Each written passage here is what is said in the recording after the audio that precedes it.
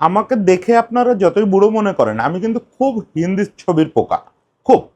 হিন্দি ছবিতে ধরেন এই আজকালকার রোহিত শেঠির অ্যাকশন বা আমাদের প্রিয়দর্শনের কমেডি থেকে শুরু করে ৩ খানের ছবি, অক্ষয় কুমার সবার ছবি একদম মুখস্থ করে ফেলি।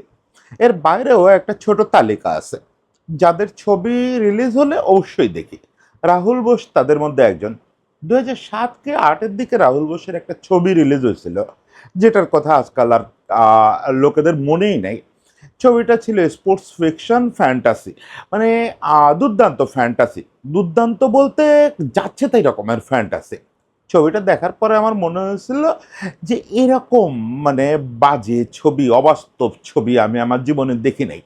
এত বিস্ময়কর ঘটনা, এত অবাস্তব ঘটনা এটা রিয়েল লাইফে কিভাবে রিলেট করে? রাহুল বোস কেন এই সিনেমায় অভিনয় করলেন? সিনেমাটার নাম ছিল চ্যানকুলি কি ম্যানকুলি। এই ২০২৫ এবং ২৬ সালে এসে আমার মনে হচ্ছে যে রাহুল বোস ভুল করেন নাই। ঠিকই ছিল ওই সিনেমাটায় অভিনয় করা। কারণ ওই সিনেমার যে ছেলেটা ম্যাজিক ব্যাট দিয়ে যে ব্যাট করতো, যে ব্যাটিংটা করতো, আজকেই ২০২৬ সালে এসে আমরা দেখতেছি ম্যাজিক ব্যাট ছাড়াই একটা ছেলে প্রায় ওরকম আজগুবি ব্যাটিং করে যাচ্ছে। কতটা আজগুবি এটা আসলে পরিসংখ্যান-টংখ্যান কিচ্ছু দিয়ে বোঝার কোনো উপায় নাই। সেই চ্যানকুলি কি ম্যানকুলি সিনেমার পর্দা থেকে উঠে এসে সত্যিকারের ম্যাজিক ব্যাটের নায়ক হয়ে উঠছে বৈভব সূর্যবংশী। কি অকল্পনীয় ব্যাটিংটা করে যাচ্ছে, কি অকল্পনীয় ব্যাটিং করে যাচ্ছে। এবং যেহেতু তার বয়সটা খুব কম, একেবারে কিড, একেবারে কিড। এই বয়সে এরকম দানবীয় ব্যাটিং করতেছে, মিষ্টি চেহারা নিয়ে ধ্বংস করে দিচ্ছে সবকিছু। আমার বারবার ওই করণ ছেলেটার কথা মনে পড়তেছে, ওই চ্যানকুলি কি ম্যানকুলি ছবি। আমি জানি না যে বৈভবের প্রিয় ব্যাটসম্যান লারার কোনো পুরনো ব্যাট বৈভব পেয়ে গেছে কিনা যেটা ম্যাজিক করতেছে। তবে ওই সিনেমাতেই একটা ডায়লগ আছে রাহুল বোসের, যে ম্যাজিক শেষ পর্যন্ত ব্যাটে না, শেষ পর্যন্ত তোমার ভেতরে। বৈভবের ভেতরে যে ম্যাজিকটা, সেটা নিয়ে আজকে একটু কথা বলি। যে কি ম্যাজিকটা সে দেখা যাচ্ছে, এটা কোনো ডিরেক্টরের পক্ষে, পৃথিবীর কোনো ডিরেক্টরের পক্ষে ডিরেকশন দেওয়া সম্ভব না, একমাত্র ওপর থেকে এই ডিরেকশন আসা সম্ভব। তো আজকে আমরা এই চ্যানকুলি কি ম্যানকুলির গল্প বলি একটু। বৈভবের উত্থান, যদি ১৫ বছর বয়সে একটা ছেলের উত্থান এবং তার এই এখনো তো গল্প বলার টাইম হয় নাই, ওর যে বয়স, ও তো এখনো গল্পের মধ্যে বসবাস করতেছে। আমরা যখন কি করি, একজন অ্যাথলেটকে নিয়ে কথা বলি, যে বলি তার শৈশব কৈশোর, আরে ভাই ও তো শৈশব কৈশোরেই আছে। তারপরেও ওর কিন্তু ছোটবেলার গল্পটা খুব দুর্দান্ত। সেটা আমিও ১-২ বার বলছি, আপনাদের মুখস্থ হয়ে যাওয়ার কথা। ওর বাবার ওই স্ট্রাগল, স্ট্রাগলের চেয়ে বড় কথা স্টাবার্ননেস। ও যে জেদ, ১০০ কিলোমিটার জার্নি করে ছেলেরে খেলার সুযোগ করে দিতে হবে, আনবিলিভেবল। এবং সেইটা যে কিভাবে পেইড হলো আপনি দেখেন। ও যেই না কোনো ক্রমে ডোমেস্টিকে ঢুকলো, ও সবসময় বয়সের চেয়ে কয়েক ধাপ আগানোদের সঙ্গে কম্পিটিশন করতেছে। ও ডোমেস্টিকে ঢুকলো কম বয়সে, রঞ্জিতে রেকর্ডের পর রেকর্ড করে ফেলাচ্ছে। আবার যখন টি-টোয়েন্টি ডোমেস্টিকে আসলো, ওই একই অবস্থায় এজ লেভেলে গেলে যেখানে যায় সেখানে রেকর্ড হয়ে যাচ্ছে। এবং এই পর্যায়ে একটা জিনিস শুরু হলো সারা দুনিয়া জুড়েই, যে বৈভবের বয়স এত কম না। ওকে, ওকে। আমি আমি এই বয়সের মতো তুচ্ছ ব্যাপারে, মানে ওরকম ব্যাটিং ছেড়ে তুচ্ছ ব্যাপারে চোখ দিতে রাজি না। বৈভবের বয়স কত হতে পারে? ৭০, ৮০? এটা মেনে নেন না। বৈভবের বয়স ১৫ না। এটাতে আমাদের সুবিধা বা সমস্যা কি হচ্ছে? কোনো সুবিধা বা সমস্যা হচ্ছে না। ওরও তো কোনো সুবিধা সমস্যা হচ্ছে না। ১৫ বললে কি ওরে বা কেউ আস্তে বল করে? কখনো বুমরা ঠিক করে যে না এই বলটা ওরে একটু আলতো করে হাফ বলি দেই? কোনো একটা বোলার ১৫ বললে ওরে ছাড় দেয়? যে না ওর বয়স দেখে খেলে। ১৫ বললে ওকে কি ছোট মাঠে ব্যাট করতে হয়? ওই ৩০ বছর, ২৫ বছর দেখো তুঙ্গ ফর্মের ছেলেরা যেখানে ব্যাট করতেছে, শুভমান গিলরা যেখানে ব্যাট করতেছে, ওকেও সেখানে ব্যাট করতে হচ্ছে। ওরা আলাদা কিছু সুযোগ পাচ্ছে না বয়সের কল্যাণে। বড় জোর একটু হাইপের ব্যাপার। তা হাইপের দিকে যান না, হাইপের দিকে যায়েন না। আপনি ভাবেন যে ও যা করতেছে এটা ম্যাচিউরডরা কেউ করতে পারছে কিনা। অবশ্যই বৈভবকে নিয়ে আমারও বড় অ্যাট্রাকশন বাচ্চা ছেলেটা। ওর বয়স আর কত লুকাবে? ১৫ জায়গায় ১৬, ১৭, ১৭ বছর বয়সী একটা ছেলে আইপিএল খেলতে এসে ১ম বার এইরকম করতেছে, এটাও তো বিস্ময়কর। সেখানে ওর কাগজে কলমে বয়স ১৫। আমি আবারও বলি বয়সের দিকে আমরা না যাই। কি কাণ্ডটা করতেছে এবার আইপিএলে আপনি দেখেন। ৭৭২ বোধহয় ওর রান হয়ে গেছে। এভারেজ 48 এর কাছাকাছি। এটা কিছু বলে না। ৭৭২ এর চেয়ে বেশি রান তো বিরাট কোহলি ১৬ ইনিংসে সেই কবে করে রাখছেন এক আইপিএল সিজনে। বা ওর চেয়ে বেশি রান শুভমান গিলও করছে। আরও একাধিক জন করছে। কিন্তু এগুলো কোনো কথাই না। ওর চেয়ে বেশি এভারেজও ব্যাটিং হচ্ছে আইপিএলে। কিন্তু স্ট্রাইক রেটটা দেখেন ছেলেটার। ২৩৭ স্ট্রাইক রেটে ৭০০-র উপরে রান করছে। এটা আপনি কখনো স্বপ্নে এরকম একটা দৃশ্য কল্পনা করতে পারেন? স্বপ্ন দেখতে পারেন যে আপনি ২৩০ এর উপরে স্ট্রাইক রেট ধরে রাখবো কোনো একটা টুর্নামেন্টে, সেটা খেলার বাড়ি টুর্নামেন্ট। আইপিএল দরকার নাই। আইপিএল এর মতো এত কম্পিটিটিভ টুর্নামেন্ট দরকার নাই। আপনি খেলার বাড়ি টুর্নামেন্টে একটা ১৬ টা ইনিংস খেলবেন, ৭০০-র মতো রান করবেন, আপনার এভারেজ থাকবে প্রায় 50, সেখানে আপনি ২৩০-এর উপরে স্ট্রাইক রেট ধরে রাখবেন। এই অবিশ্বাস্য কাজ কোনোদিন করা সম্ভব? আজ পর্যন্ত আইপিএলে কেউ পারে নাই। আজ পর্যন্ত কোনো আইপিএলে কেউ পারে নাই। এই আইপিএলে ক্রিস গেইলের মতো দানব খেলে গেছে। সেও পারে নাই। এখন পর্যন্ত যদিও এই স্টাটসটায় ওর নামটা এখনো আপডেট হয় নাই, এখন পর্যন্ত আইপিএলের ইতিহাসে কোনো ব্যাটসম্যান ৫০০-র উপরে রান এই ২০০ স্ট্রাইক রেটে করতে পারে নাই।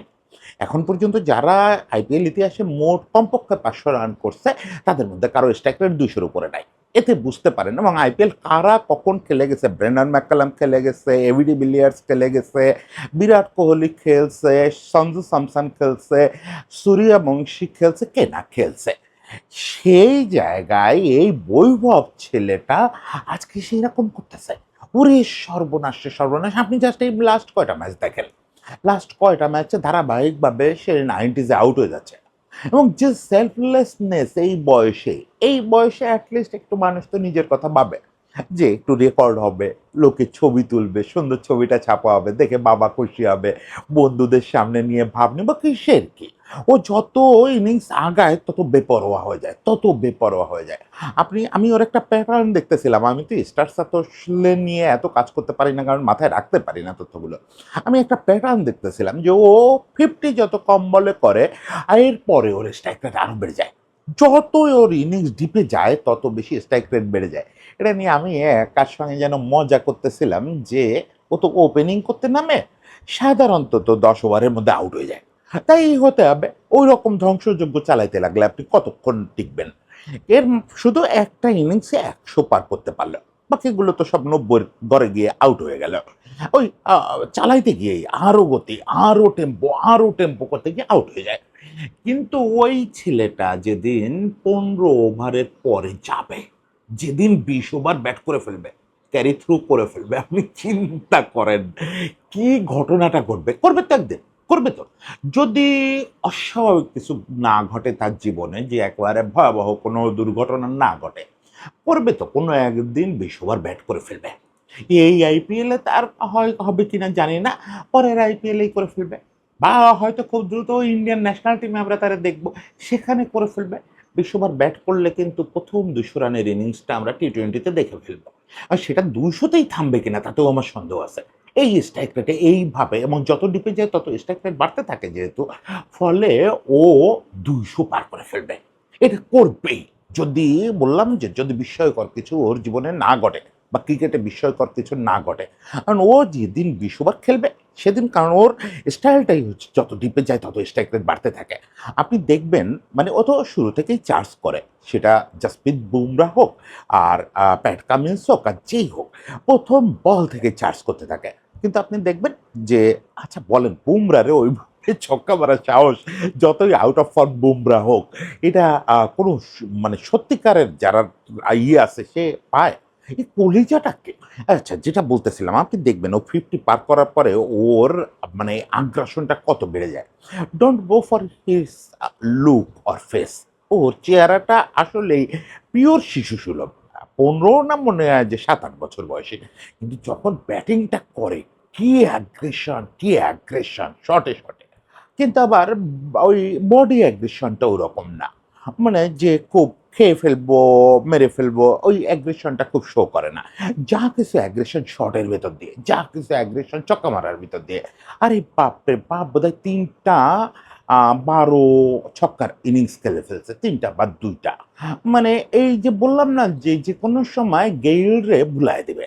আইপিএল তো গেইল যেটুকু খেলছেন প্রায় সব রেকর্ড গেইলের। 175 রানের ইনিংসটাও গেইলের। এখন পর্যন্ত সর্বকালের সবচেয়ে বেশি ছক্কা গেইলের, এক ইনিংসেও সবচেয়ে বেশি ছক্কা গেইলের। যেকোনো সময় এসব রেকর্ড শেষ করে দিবে, যেকোনো সময়। কি ভয়ঙ্কর ব্যাটিংটা করতেছে, কি ভয়ঙ্কর ব্যাটিং! এবং কোনো নাই, মানে দ্বিধাদ্বন্দ্ব নাই, কোনো রকম দুর্ভাগ্য হচ্ছে যে টিমের সাপোর্ট পাচ্ছে না। মানে একাই তো আমি ওই আজকে সকালে দেখতেছিলাম, এই যে ওর ইমপ্যাক্ট দেখতেছিলাম। তো ইমপ্যাক্টে ও আছে, ওর টোটাল ইমপ্যাক্ট হচ্ছে 1000+ পয়েন্টের। ওর কাছাকাছিও কেউ নাই এবার আইপিএলে।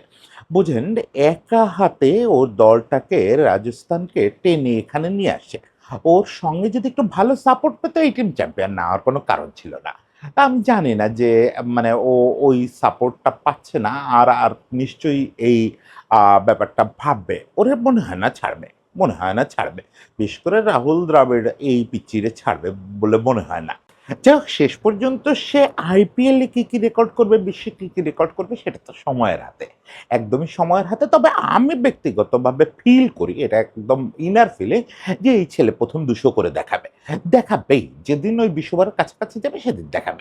যাই হোক, এইটা নিয়েই আবার প্রচুর সংশয়বাদীদের সংশয় আপনি শুনবেন যে ও পারবে না, ও এই আইপিএলে ওয়ান সিজন ওয়ান্ডার, ও এই ছোট বয়সে অনেক কিছু করে ফেলেছে, চ্যানকুলি কি ম্যানকুলি, ও হঠাৎ করে ফেলাইছে, ওর ম্যাজিক শেষ হয়ে যাবে, ও ইন্টারন্যাশনালে পারবে না, অনেক দিন সাস্টেন করবে না। এসব কথায় কান দেবেন না। প্রথমত আপনাদের একটা জিনিস বলি, প্রোডিউসারদের ক্ষেত্রে এসব সূত্র খাটে না। ইভেন যে আমি সবসময় বলি যে আপনি যদি আপনার স্টাইল আজকের দিনে ব্যাটিং স্টাইল, বোলিং স্টাইল টানা 1 মাস একই রাখেন, আপনি সাকসেস পাবেন না। আজকের এই অ্যানালিসিস, আজকের এই ভিডিও ফুটেজ কাটাছেঁড়ার দিনে বেশিক্ষণ টিকতে পারবেন না। কিন্তু এটা সবার ক্ষেত্রে সত্যি, সাধারণের ক্ষেত্রে, পরিচিতদের ক্ষেত্রে সত্যি না। এটা সচিন টেন্ডুলকারের ক্ষেত্রে সত্যি না, বিরাট কোহলির ক্ষেত্রে সত্যি না, একই রকম সূর্যবংশীর জন্যও এটা সত্যি না, বৈভব সূর্যবংশীর জন্য এটা সত্যি না।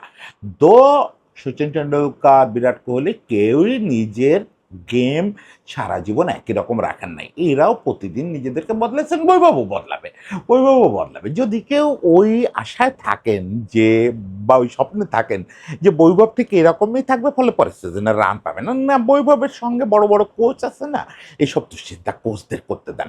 You are in a cinema hall. আপনি শুধু ভাবেন যে আপনি একটা সিনেমা হলে আছেন, যেখানে চ্যানকুলিকে ম্যানকুলির মতো আজগুবি ছবির চেয়ে অনেক বেশি আজগুবি একটা ঘটনা আপনার সামনে ঘটতেছে। You are live viewer. এই সুযোগ মানুষের জীবনে 2বার আসে না। যতক্ষণ পারেন এনজয় করতে থাকেন, কোনো রকম কোনো যদি কিন্তু ছাড়া। বৈভবের বয়স কত, বৈভব ভবিষ্যতে কি করবে, বৈভব ইন্ডিয়া টিমে বড় কিছু করবে কিনা, জাস্ট সব কিছু ঝেড়ে ফেলেন মাথা থেকে। ওইগুলো ডিরেক্টরের হাতে ছাড়েন, ওই উপরে ডিরেক্টর। আপনি জাস্ট সিনেমা দেখেন। এরকম সিনেমা ক্রিকেট বিশ্বে খুব বেশি হয় নাই। আমি যখন ক্রিস গেইল বাংলাদেশে আসতো, সবাই আমার কলিগরা আমাকে বলতো যে, "ভাই তুই এরকম অস্থির হয়েছিস কেন গেইলের সঙ্গে কথা বলার জন্য?" এমনও হয়েছে একবার আইসিসি আমাদের এখানে ওই যে ওয়ার্ল্ড কাপের সময়ে ওই ওপেন সেশন করছিল। আমি রীতিমতো আমার কলিগদের কনুই টনুই মেরে গেইল যে টেবিলে বসছে ওই টেবিলে গিয়ে বসছি। আমি গেইলরে মিস করতে চাইতাম না, একটা মিনিটও না। গেইল নিজেও এটা একবার নোটিস করে বলছিল, "তুমি সবসময় কেন আমার কাছে দৌড়াও?" আমি বললাম, "ইউ আর এ মুভি, তোমারে মিস করতে চাই না। তোমার আচার আচরণ, কথাবার্তা, তাকানো, ফাজলামো, অশ্লীল কথা বলা সবকিছু আমার কাছে মুভির মতো মনে হয়। এই মুভি মিস করতে চাই না।" তো বৈভব সূর্যবংশী আমার ধারণা যে আধুনিক যুগে সবচেয়ে বড় ক্রিকেট মুভিটা নিয়ে আসছে। আপনারা কেউ মিস করেন না। সব রকম সংশয়, সব রকম সমালোচনা সবকিছু বাইরে ফেলে দেন। ফেলে দিয়ে শুধু মুভিটা এনজয় করেন। এই জিনিস আরেকবার পাবেন না, এই জিনিস আরেকবার পাবেন না। বৈভবের জন্য অনেক শুভকামনা। মুভি অনেক লম্বা হোক। এসব 3-4 ঘন্টার মুভির কাজ না। অন্তত 10 বছরের মুভি দেখতে চাই। সবাই ভালো থাকবেন। সবার জন্য শুভেচ্ছা।